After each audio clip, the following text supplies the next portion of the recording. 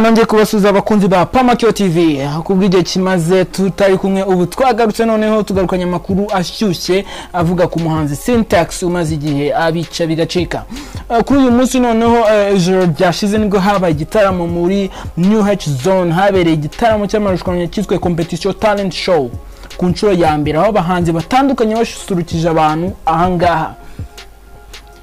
Mwikubitiro rero umuhanzi mukuru yari Syntax, ariko ibyo yakoreye abantu, ibyo yakoze rwose kugeza ubu ntago birumvikana, kugeza ubu nagahoma munwa muri make.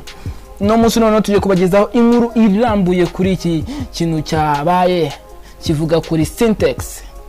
Ariko mbere ko dukomeza ndakusa kugira ngo banze ukore subscribe ndetse na like kuri iyi video.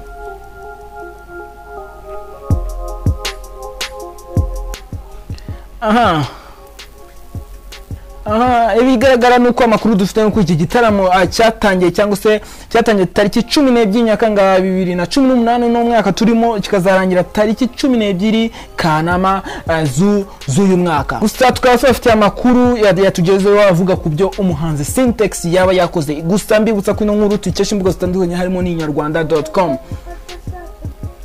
aho bagerageje kuvugisha bamwe mu bari bahari, bose bemeza ko ibintu ariko byagenze ku makuru tugiye kubagezaho ajyanye na Syntax.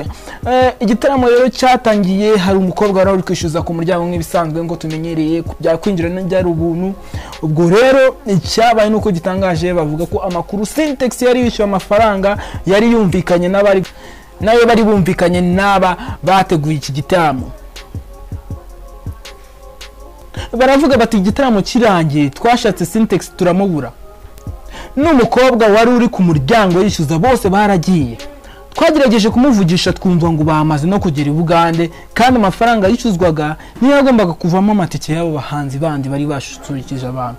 Uko bari ibintu bitangaje rwose. Syntax nk'umuntu twafataga nk'umuhanzi ubizi, umuhanzi ubishoboye, ntago iki kintu njye nakita nk'ubujura, kuko ntago bisanzwe kuba umuhanzi yafata amafaranga. Ubwo bigaragara ko yari yishyuye amafaranga yose ahagije nk'uko bari yumvikanye n'abari bateguye igitaramo, ariko we ahitamo kuhita ajyana noneho nayinjiye mu gitaramo yose adahayeho n'abahanzi bagenzi be.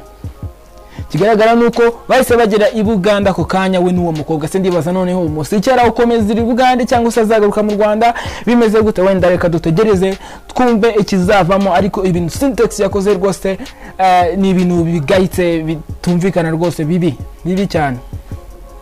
Gusa muri iki gitaramo bigaragara ko amafaranga cyangwa se amakuru dufite nuko amafaranga agomba kuva mu gitaramo Syntax nayo bagomba kumenyeraho make ye, ariko we yahisemo kuba yayatwara yose.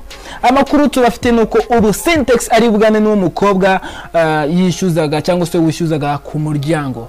Ayo niyo makuru tubafitiye. Amashyashya mandi makuru akurikira ibi ngibi tuzayabagezaho. Murakoze kuba mwakurikiye Pamakyo TV, mwakoze cyane gukurikira iki kiganiro. Mukore subscribe ndetse na like, ndetse igitekerezo cyawe ni ingirakamaro kuri Pamakyo TV. Ciao.